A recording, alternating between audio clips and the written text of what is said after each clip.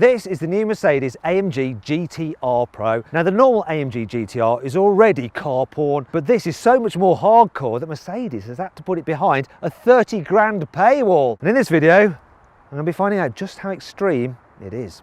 Buying a new car? Head to CarWow to get offers from the UK's top dealers. carwow.co.uk, the car buying comparison site. The GT R PRO uses the same engine as the GTR, so it's a 4-litre twin-turbo V8. It produces 585 horsepower and has 700 newton meters of torque. You've got your twin turbos there inside the V, so it's called a hot V, and that reduces the distance that the air has to travel to get into the engine, so you get maximum responsiveness. The engine drives the rear wheels via a 7-speed dual-clutch automatic gearbox with a transaxle, which means that the gearbox is actually in the back of the car for improved weight distribution.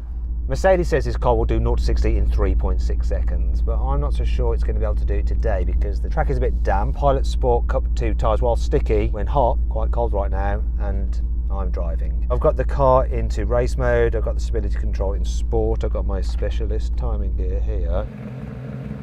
Lift on the brake, floor the throttle, we're off. Come on, hook up, that's it. Oh, traction issues, but we're off now. Took a while to hook up. I've got a time, 4.8 seconds. That's the conditions, it's the driver. I'm sure a pro on the right day with warm tyres would do a lot better. As with the normal GTR, you get carbon ceramic disc brakes at the front, gripped by 6 piston calipers. However, the diameter of the disc here on the GTR PRO is slightly larger. They're 402mm rather than 390mm that you get on the normal GTR. At the back, you have the same brake disc diameter, 360mm. However, on the Pro, the rears are carbon ceramic as well as the fronts, whereas they're just normal steel on the normal GTR. I'm going to use my specialist timing gear to do a brake test from 70 miles an hour. When I reach the line down cone, I'm going to do a full emergency stop. That is then 50 metres to the end cone. Hopefully this car will stop before then. It should do, considering the brakes it's got on it, but let's find out for real. Let's get to 70. No problem. Oh! It stopped from 70 miles an hour in 45 metres, which is actually all right considering I hit a wet patch right at the very end there, which didn't help. The front wishbone suspension is made out of forged aluminium for added strength, just like in the normal GTR. However, the Pro doesn't have just a standard anti-roll bar like the normal GTR. It upgrades it to an adjustable carbon fibre one. Meanwhile, at the back, all the suspension bushings are solid, whereas in the normal GTR, they're just solid for the lower part of the suspension. There's a carbon fibre chassis brace underneath the car to keep it nice and stiff. The car is fitted with dynamic engine mounts, so when you floor the accelerator, the engine doesn't twist in the chassis. They're in here somewhere. The car comes with adjustable coilover suspension, so you can adjust the springs for preload and the dampers for compression and rebound. It's not a knob that you turn inside the car. You actually have to get in there and do it with your hands and some spanners. The car is fitted with rear wheel steering, so when you're going slowly, the back wheels turn in the opposite direction of the fronts, so you can make tight turns, but then when you're going quicker, they turn in the same direction as the front to aid high-speed stability. There's a carbon fibre roof and a magnesium bonnet to help keep the weight down and lower the centre of gravity. Now let's talk about the design. So here at the front, you've got the same widened body as you've got on the normal GTR, but the Pro adds lots of extra aero, such as these winglets here. This whole front splitter is adjustable, so you can alter the amount of downforce at the front end. The Pro also gets this unique bonnet and body stripe. If you really wanted this, you could visit someone like Yanimais and he'll just put that on for you for a reasonable price. Unless you're me, then he'll probably charge double. Just like the normal GTR, you have carbon fibre door mirrors, carbon fibre side skirts. You've also got 19-inch alloy wheels at the front and then 20s at the back. And this bit here, which is made out of carbon fibre, don't know what you call that other than a bit. The Pro though has slats here, just on the wings. Lets the high pressure air out of the wheel well, reduces lift, and once again some stripage here. Yanni, could you do this? How much would this be? Let us know in the comments below. At the back, just like on the normal GTR, you've got a big wing. The Pro adds this little gurney flap there for a bit of extra downforce. The mounts for the wing are exposed rather than covered, and of course it's adjustable. Then there's this vent here, like on the normal GTR. Large central exhaust, which looks very cool, and this carbon fibre rear diffuser. The Pro adds these extra bits here. That's really going to help you. Just looks cooler. That's what you're paying extra money for. I'm sure it does, you know, shave a few tenths off a lap time. Sure. Here on the inside, it's just like the normal GTR pretty much. You've got a lovely Alcantara steering wheel with your driving mode selector here and other modes that you can select here, all nice and easy at hand. And then you've got a digital driver's display, you've got your main infotainment screen as well, this huge centre tunnel separating you from your passenger, buttons on it which light up when you turn the car on for more functionality. They do pretty much the same as those here. So you've got lovely Alcantara, and generally build quality is pretty blooming solid. What you'd expect from a car at this price. It starts from £188,000. Whew. Now, the upgrades over the GTR are these carbon fibre bucket seats. They're lightweight, of course, and they do actually bring the weight down of this car. The Pro weighs in at 1,635 kilos, which is 15 kilos lighter than the normal GTR. The Pro also gets a roll cage. Oh yeah. If you want to, you can actually have 4-point racing harnesses. This just has the normal seat belts, which are much easier to use. And the final difference between the Pro and the normal GTR is this. Instead of shiny carbon fibre, you have matte carbon fibre, which is infinitely cooler.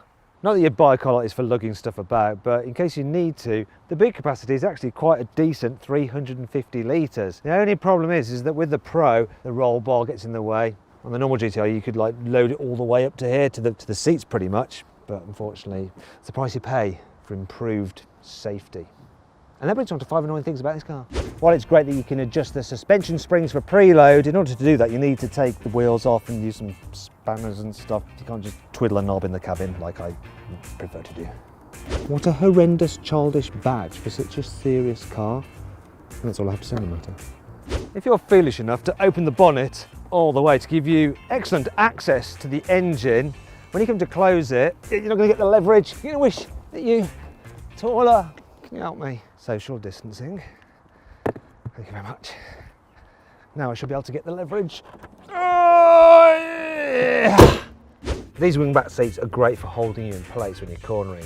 The trouble is that they stop your arm from going back to operate the gear selector, so you're having to go like that, which is all a bit, oh, it's so awkward. While this car can lap the Nürburgring in 7 minutes 4 seconds, which is 6 seconds quicker than the normal GTR, it's still 20 seconds slower than a Porsche 911 GT2 RS will do it in. Now, if you want to see my full in-depth video review of the Porsche 911 GT2 RS, click on the pop-out banner up there. Now, I'd just like to say I'm really thankful that we've got social distancing, because that means that no one can come close to me to kick me for mentioning the Nürburgring like they normally do. Didn't think about that. It's not all negative though. Here's 5 good things about this car. You get a titanium exhaust back box, and all the steel bits for the rest of the exhaust are thinner than on the standard GT. So it's lighter and also sounds better.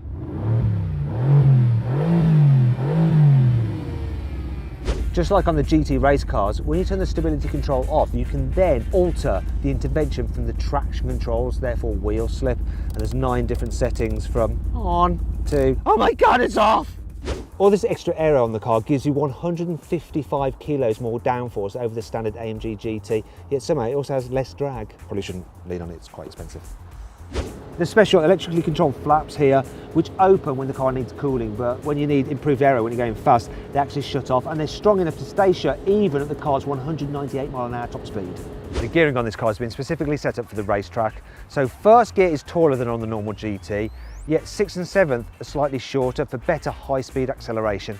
Okay, let's see what this bad boy's like on a twisty road. Oh, the steering is really quick. Must be that rear wheel steering, just kind of chucks it into a corner. It grips all right. Once you start lifting off, it tightens up. Well, whoa! Thank God for the driver's aids there, not turning them all the way off. I mean, it feels like an absolute animal. The gearbox, it's not quite as responsive as Porsche PDKs, but it's still pretty quick.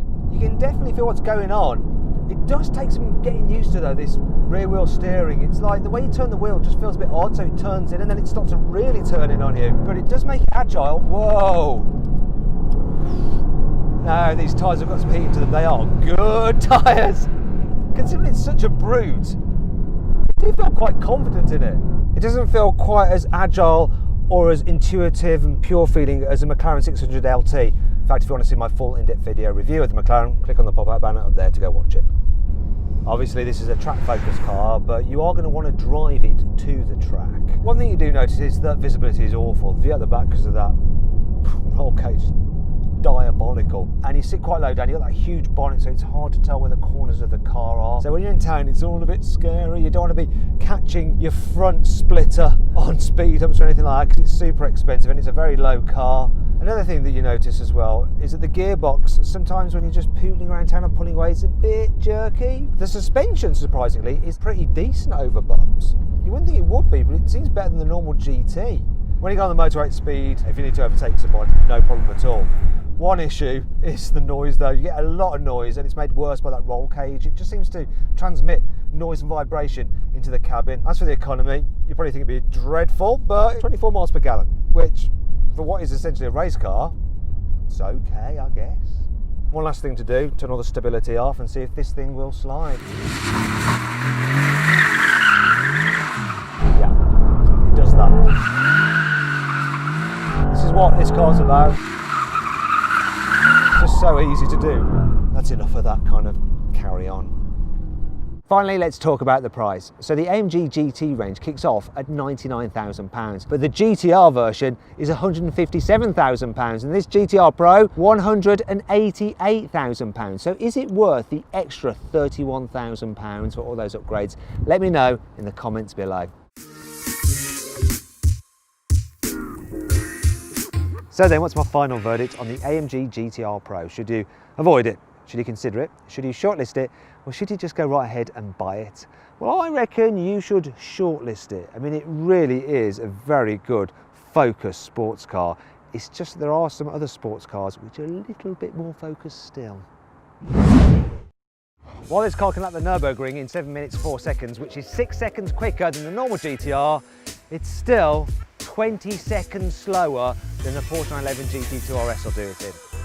Thankfully, due to social distancing, no one can get near me to kick me.